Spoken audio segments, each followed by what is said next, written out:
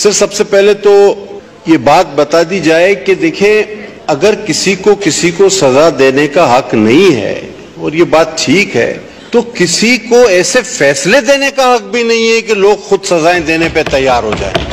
یہ آپ بھی جانتے ہیں, میں بھی جانتا ہوں, یہ ایوان بھی جانتا ہے کہ کچھ ایسی چیزیں ہیں جن پر ہم اپنے جذبات پر قابو نہیں رکھ پاتے اور یہ مسئلہ اس میں سر فہرست ہے.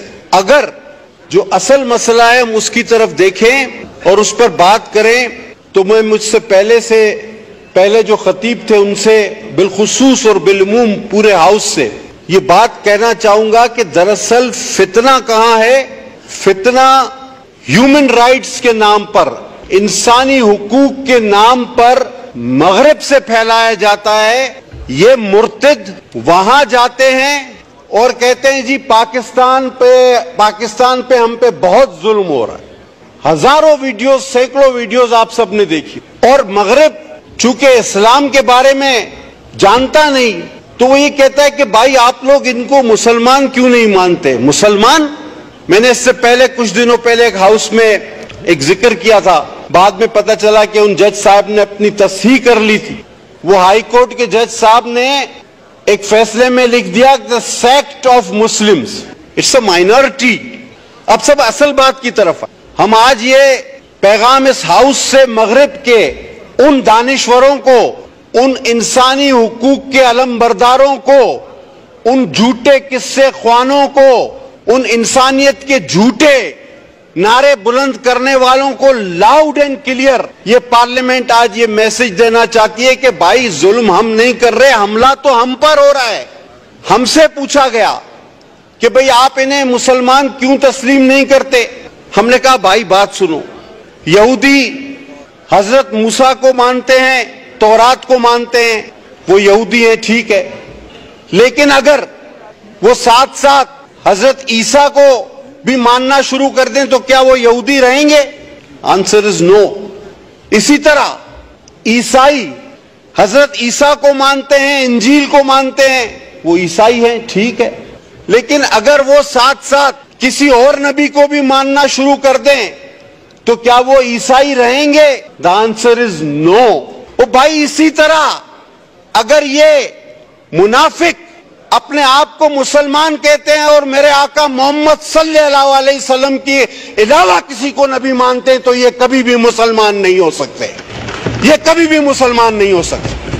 یہ تو ہم پر حملہ ہے. یہ ہمارا ٹائٹل استعمال کرتے ہیں کروڑوں میں سے 2 4 5 الگ لوگ ہو کر, اور مغرب سے کہو کہ تم انہیں سیاسی پناہیں دو, انسانی حقوق کے پرچم بلند کرو.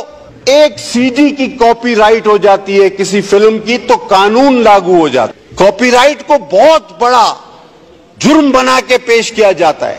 آج یہ منافق اپنے آپ کو مسلمان کہتے ہیں, اپنی تحریف شدہ کتاب کو میرا قرآن کہتے ہیں, لیکن ان کو یہ کاپی رائٹ نظر نہیں آتا. ان کی آنکھوں پر پٹی بندھی ہوئی ہے. یہ لاؤڈ اینڈ کلیئر میسج ہماری طرف سے جانا چاہیے.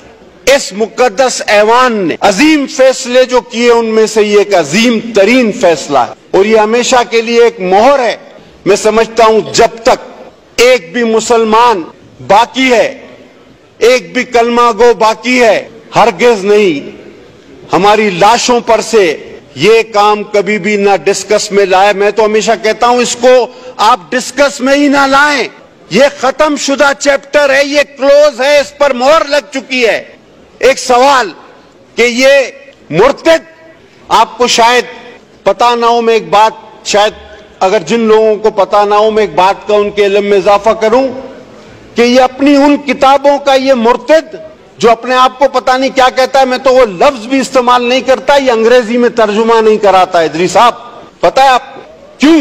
بہت کم لوگوں کو پتا ہے کہ یہ اپنی جو اس کی مرزا مرتد کی لکھی ہوئی کتابیں ہیں اس کا انگریزی میں ترجمہ نہیں کراتے, کیونکہ نعوذ باللہ نعوذ باللہ نعوذ باللہ میں دوہرا نہیں سکتا جو اس مرتد نے ان کتابوں میں دیگر انبیاء اور شہدائے کربلا جن کے اب مزارات پہ میں آغا صاحب اور شگفتہ حاضری دینے گئے, وہ شہزادے جنت کے جن کے لیے حضور صلی اللہ علیہ وسلم اپنے سجدے طویل کر دیتے تھے، تو وہاں بھی کچھ لوگ کہنے لگے کہ پتہ نہیں آپ کس فرقے سے ہو، اس فرقے سے ہو، فتوے نہ دیں۔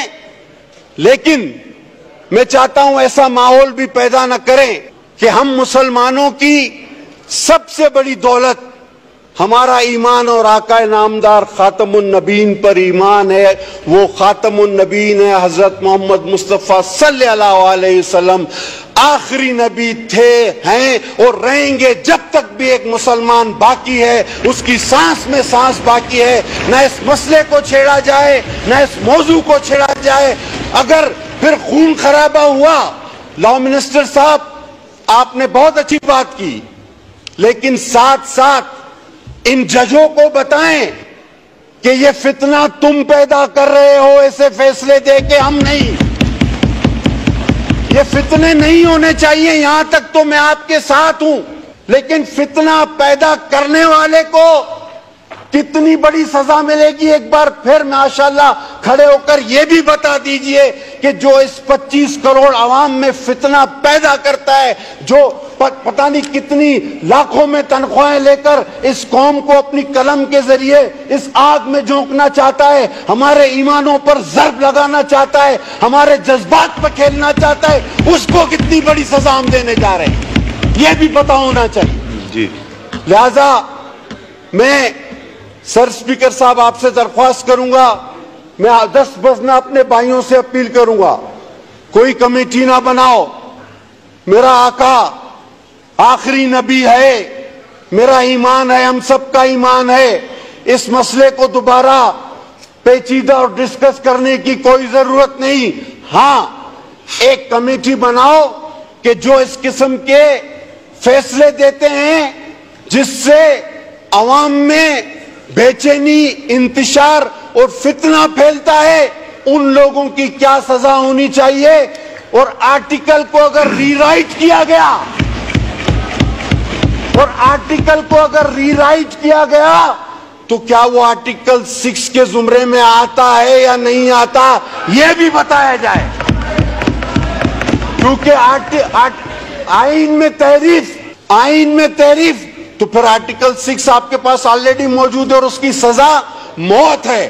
تو میں اس ہاؤس سے، آپ کے توسط سے، اپنی تمام جماعتوں کے ساتھ مل کر ایک لاؤڈ اینڈ کلیئر میسج بھیجنا چاہتا ہوں، چاہے کتنا ہی لمبا کالا کوٹ آپ پہن لو، چاہے کتنے ہی لوگوں کو آپ نے پھانسی پر چڑھا دیا ہو، آپ ہمارے ایمان پر حملہ مت کرو، ہمارے ایمان پر خدا کے واسطے حملہ مت کرو۔ حضرت محمد مصطفیٰ صلی اللہ علیہ وسلم کی جو شان ہے وہ ہمیشہ رہے گی، تم کچھ نہیں کر سکتے۔